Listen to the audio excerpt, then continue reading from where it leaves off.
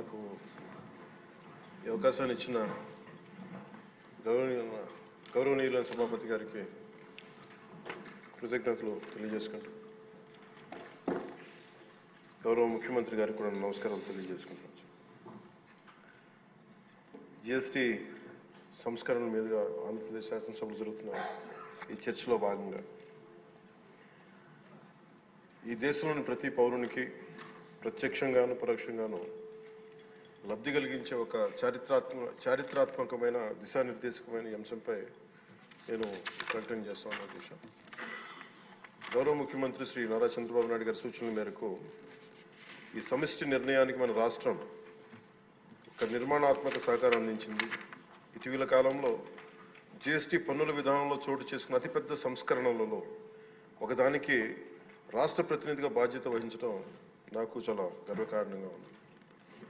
గౌరవ ప్రధానమంత్రి శ్రీ నరేంద్ర మోదీ గారు 2025 ఆగస్టు 15న 79వ స్వాతంత్ర దినోత్సవ సందర్భంగా ఎర్రకోట నుండి చేసిన జిఎస్టీ 2.0 సంస్కరణల చారిత్రాత్మక ప్రకటన దేశ ప్రగతికి బాటలు వేస్తూ ఉంది.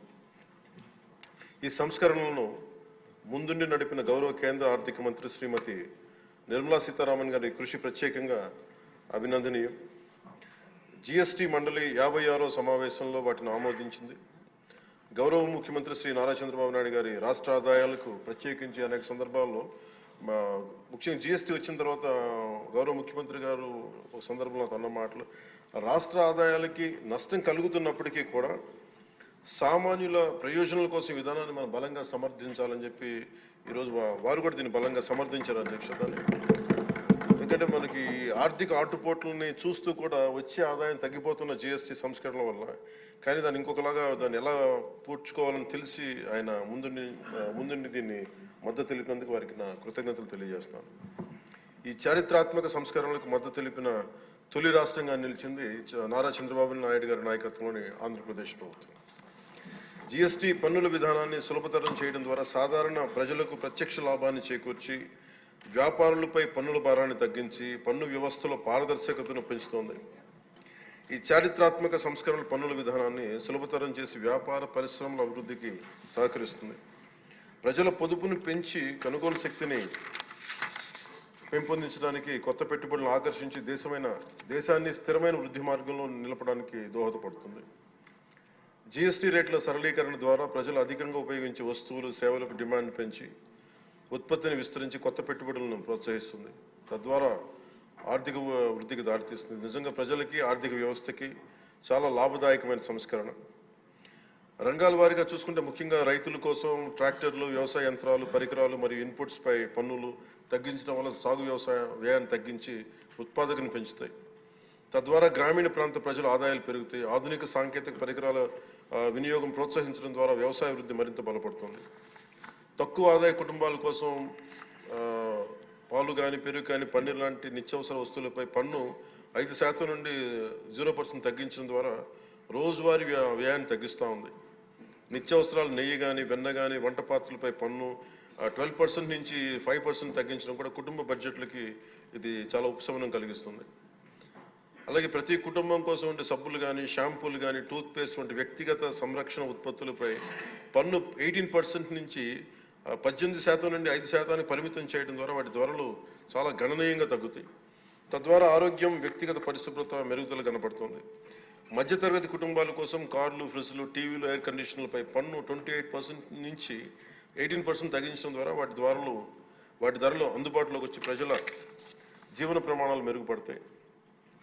అలాగే గృహ నిర్మాణానికి సంబంధించి సిమెంట్ పన్నుపై కూడా 28% నుంచి 18% తగ్గించడం ద్వారా గృహ నిర్మాణ వ్యయం తగ్గి సొంత ఇంటికల సాకారం అవుతోంది. ఆరోగ్య రంగం కోసం ఔషధాలపై పన్ను 12% నుంచి 5%కి, అత్యవసర మందులపై పన్ను 5% నుంచి 0% తగ్గించడం ద్వారా రోగులకి చాలా కీలక ఉపశమనం కలిగి అందరికీ వైద్య సేవలు అందుబాటులోకి వచ్చి ప్రజా ఆరోగ్య సంరక్షణ మెరుగుపడుతుంది. ముఖ్యంగా బీమా రంగంలో జీవిత ఆరోగ్య బీమాపై పన్నుని 0%కి తగ్గించడం ద్వారా మరిన్ని కుటుంబాలు బీమా పొంది వారి జీవన ప్రమాణాలు మెరుగుపడితే వాళ్ళకి ఒక భరోసా ఇస్తుంది. ముఖ్యంగా ఎంఎస్సీల కోసం వ్యాపార ఉత్పత్తులు, మధ్యవర్తిత్వ సేవలపై పన్ను సరళీకరణ ద్వారా ఖర్చులను తగ్గించి పోటీ వాతావరణాన్ని పెంచుతూ ఉంది. త్వరితగతిన వెంటనే రీఫండ్ ద్వారా వ్యాపారులకు సమయానికి డబ్బు అందుబాటులో ఉండే వ్యాపారం ఎగుమతులు, ఉపాధి అవకాశాలు పెరుగుతాయి. విద్యారంగం కోసం విద్యారంగానికి సంబంధించిన వస్తువులపై తక్కువ పన్నులు విద్యను మరింత అందుబాటులోకి తెస్తాయి. జీఎస్టీ 2.0తో భరోసా. ఈ సంస్కరణ ద్వారా ప్రజల చేతిలో ఉండే సంపద మరింత పెరిగి వస్తువుల వినియోగం పెరగడంతో పాటు నూతన పెట్టుబడులకు ప్రోత్సాహం లభిస్తుంది. తద్వారా ఆదాయ సేకరణ పెరుగుతోంది.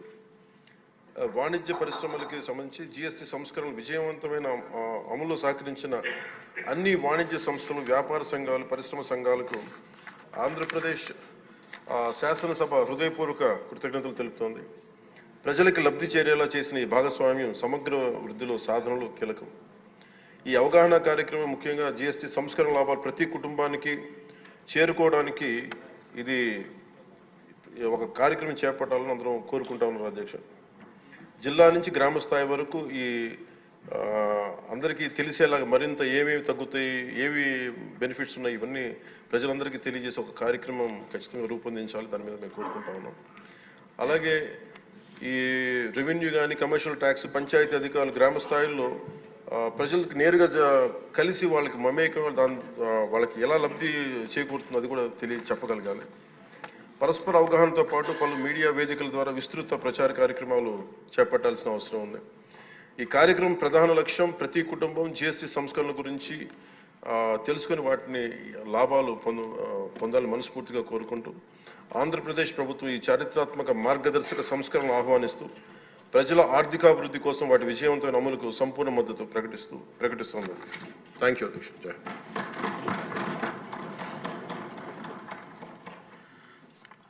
గౌరవనీయ ముఖ్యమంత్రి వారు